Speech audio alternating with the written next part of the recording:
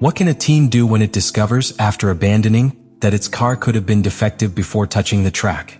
What if that car is Hamilton's Ferrari, and the discovery puts his entire season in check? Since the beginning of the weekend, a latent tension was noticeable in the Ferrari garage.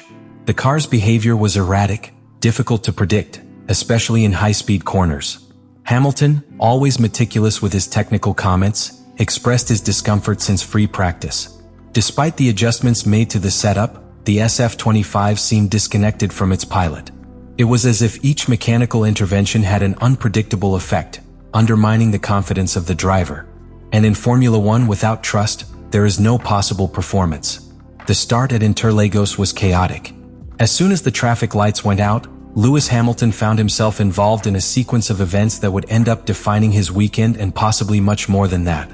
In the first corner, he was touched by Carlos Sainz, his former Ferrari teammate, now driving for Williams. The contact was severe enough to destabilize the rear of the SF-25.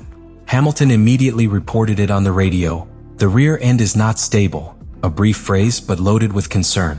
But the worst was not over. At the end of that same lap, Hamilton, trying to recover positions, encountered the Alpine of Franco Colapinto. In the middle of the main straight, he attempted an aggressive overtake, perhaps too aggressively. The result was a second clash, this time more direct. The Ferrari's front wing was completely destroyed. And here began a chain of consequences that not even the most experienced engineers could have foreseen. With the car already compromised, Hamilton tried to return to the pits.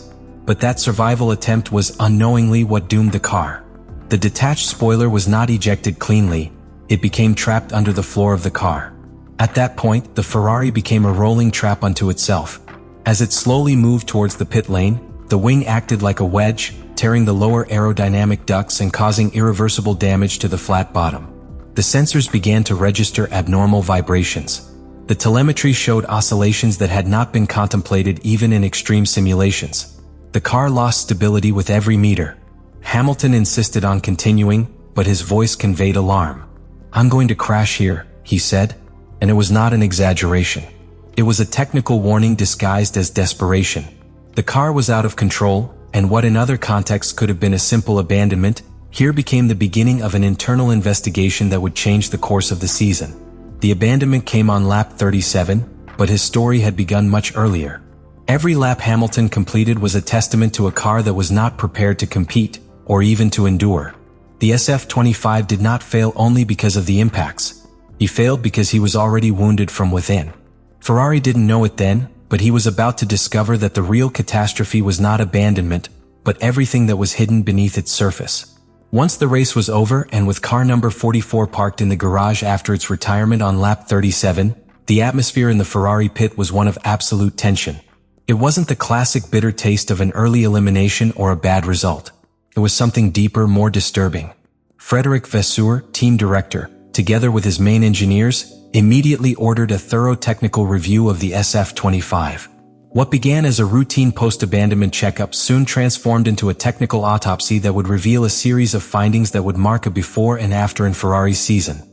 The first warning sign was the extreme loss of downforce. The reading of the pressure sensors, the accelerometers distributed throughout the chassis, and the data collected by the telemetry system showed an aerodynamic deficit of between 35 and 40 points. To put this in context, a loss of 10 points already represents a pace difference of 3 to 4 tenths per lap. In this case, there was talk of double what happened in Canada when Hamilton ran over a groundhog and lost 20 charge points. What happened in Brazil was more than double, something that turned the SF-25 into an uncontrollable car. Literally. The car was not only slower, it was impossible to pilot accurately. This deficit was neither immediate nor linear. It was progressive and cumulative. Every meter traveled with the front wing trapped under the floor increased the damage. The piece, which should have been designed to break easily and be ejected, became embedded between the deflectors of the flat bottom. This generated an abnormal pressure that collapsed the airflow channeling system under the car. The mud flaps, which are responsible for sealing the lower area to maximize ground effect, were destroyed. The flow was interrupted. The car lost grip at high speed and began to generate internal turbulence that destabilized the entire aerodynamic structure. But beyond the visible damage, what really worried Ferrari was what they found when disassembling the rear area of the car. The suspension parts and their anchors showed signs of stress that did not correspond exclusively to the impact. What they discovered was a micro crack in the left rear suspension arm. A fracture that, according to the metallographic analysis carried out by the technical department, had been developing for some time. This implied that the car could have been competing with a hidden structural weakness, a manufacturing or assembly fault that was not detected either in simulation or in pre-race checks. This crack directly affected the dynamic behavior of the car. Under lateral loading, especially in high-speed cornering, the suspension arm gave slightly, altering the angle of the rear wheels. This generated a sudden change in the downforce distribution, causing the car to behave erratically, especially in areas of high aerodynamic demand. What Hamilton described as total instability was not an exaggeration, it was a real-time reading of a car that was failing from its own structure. Vasseur, in statements to specialized media, was blunt. He said he had never seen such critical damage accumulated in this way. He even hinted that part of the problem could have originated during the manufacturing of the car. Internal investigations were intensified and a thorough analysis was requested from the Maranello plant, including a quality control review for all SF-25s built to date. If the problem was repeated on other chassis, they faced an even bigger crisis: a preventive recall of units for overhaul or, in the worst case, a complete restructuring of the assembly system. Meanwhile, the aerodynamics team focused its attention on another mystery: the misalignment between simulation data and on-track behavior. Brazil's race revealed a serious lack of correlation. The car, which showed improvements in the wind tunnel and the simulator, behaved completely differently on the circuit. This had already been a cause for concern in previous Grand Prix, but the Interlagos case made it brutally evident. Something was deeply wrong. It wasn't just Hamilton's car.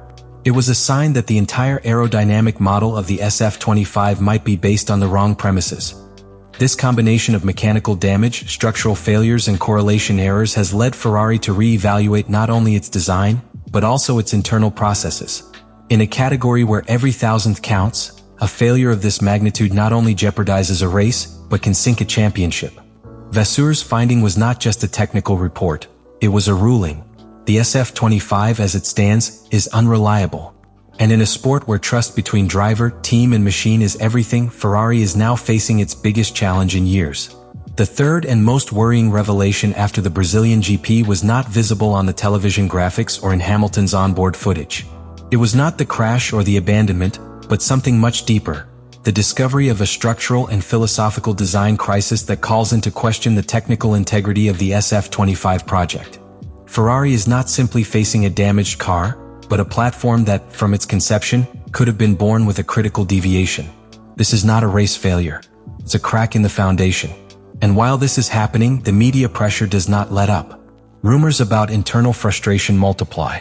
Some note that some of the SF-25's original aerodynamic equipment could be replaced. Others point to a change in the working relationship between simulation engineers and track engineers. The truth is that the discovery of Brazil was an earthquake. Not only did it leave Ferrari without valuable points, he unearthed a truth that the team did not want to accept. Its flagship project for 2025 is not reliable, neither from a structural nor a philosophical point of view. In conclusion, Ferrari is not facing a results crisis. You are facing a technical identity crisis. And that, in a sport where every season counts, could mean that 2025 will not be a year to compete for the title, but to survive. Hamilton's abandonment in Brazil, far from being an isolated episode, has become the epicenter of a storm that could completely redefine the 2025 season for Ferrari. With a car deeply questioned, a team under technical and media pressure, and a pair of high-profile drivers trying to find stability amid the chaos, the big question is not whether Ferrari can win races. Let me know in the comments what you think about all this.